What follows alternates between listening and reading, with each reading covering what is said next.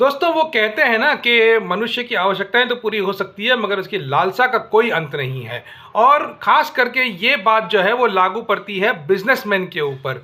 अक्सर हम देखते हैं कि ये बात चर्चा होती रहती है कि बिजनेसमैन की जो लालच है वो आज का खास करके आजकल के इस मॉडर्न ज़माने में जब बड़ी बड़ी कंपनियां बन गई हैं जो इतना सारा प्रोडक्ट्स बना रही हैं और कितनी सारी चीज़ों का नियंत्रण वो लोग कर रहे हैं और वो पूरे दुनिया भर में वो लोग उनका व्यापार फैला हुआ है। तो वो जो बिजनेस हेड्स हैं, सीईओज हैं और जो बोर्ड्स हैं वो इतने ज़्यादा लालची हो गए हैं कि उन्हें सिवाय प्रॉफिट के और कुछ नहीं दिख रहा है। यहाँ तक कि जिस मकसद से उन्होंने बिजनेस शुरू किया था कि लोगों को कोई सोल्यूशन है, लोगों को किसी प्रॉब्लम का सोल्यूशन मिल सके, उनकी किस तरह मदद हो सके, वो ऑब्जेक्टिव भी डिफीट हो चुका है। उन लोगों को नुकसान हो रहा है वो भी उन्हें नहीं दिख रहा है, उन्हें सिर्फ दिख रहा है तो अपना प्रॉफिट। और इस संदर्भ में अक्सर कटघरे में खड़ा होता आ रहा है pharma industry.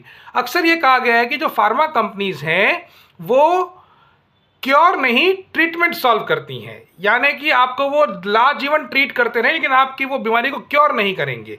The profit lies in the treatment not in the cure. और इसीलिए आप देखिए कि डायबिटीज़ है, कैंसर है और ओबेसिटी है, एंग्जाइटी है, इन सब की जो दवाइयाँ हैं ये मैक्सिमम दवाइयाँ जो हैं ये ओपियम बेस्ड हैं। और ओपियम बेस्ड दवाइयों का एक प्रॉब्लम होता है कि वो एडिक्टिव होती हैं, आपको उनकी उन दवाइयों की आदत पड़ जाती है और फिर धीरे धीरे it leads to a drug addiction and overdose and anxiety and बहुत सारी दूसरी सारी इश्यूज़। इन सारी चीज़ों को लेकर बहुत सारी चर्चाएं हो गई हैं, बहुत सारी डॉक्यूमेंट्रीज भी बन गई हैं और थोड़ा बहुत लीगल एक्शन भी हुआ है। हालांकि ज़्यादा कुछ हुआ नहीं है, it's more like a slap on the wrist कि उनको थोड़ा सा फाइन भरने को बोल दिया या उनको बोल दिया कि ऐसे मत करो, ऐसा कुछ हो गया।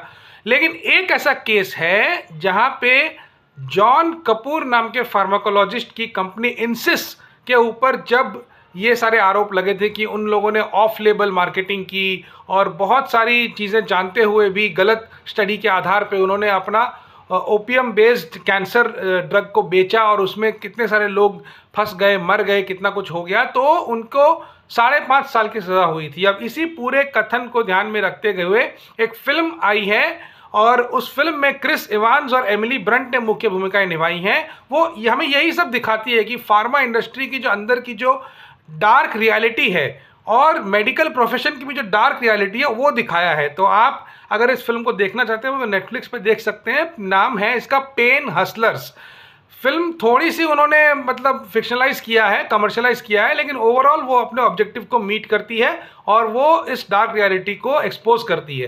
Pen hustlers on Netflix.